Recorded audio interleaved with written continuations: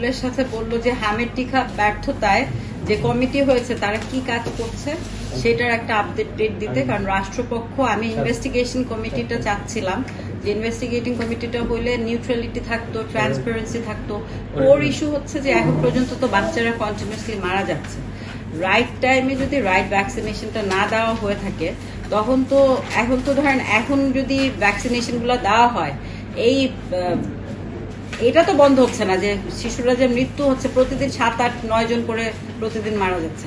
তো আমি বেসিক্যালি চাচ্ছিলাম যে একটা ইনভেস্টিগেটিং কমিটি গঠন করা হোক যেখানে বলা হবে যে বিগত সরকার কেন ফেল করেছে ভ্যাকসিনেশনটা আনতে, এবং রাষ্ট্রপ্রধানও কিন্তু এই বিষয়ে কথা বলেছে। সে কিন্তু ক্লিয়ারলি বলে দিয়েছে এই ধরনের ব্যাপার কমপ্লিটলি ইনএক্সকিউজেবল।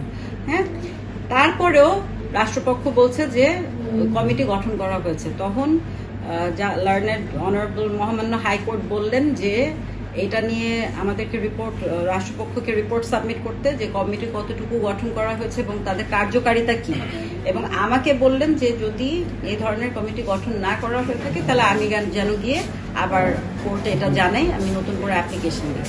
আর আমাদের আরেকটা ডিরেকশন দেওয়া হয়েছে যে যথাযথ পরিমাণের ভ্যাকসিনেশন যাতে প্রতিটা শিশু পায় এইটার ব্যাপারে, যে হামের টিকা যাতে সারা দেশে হাম আক্রান্ত শিশুদের দ্রুত প্রয়োজনীয় ভ্যাকসিন দেওয়ার নির্দেশ হাইকোর্ট।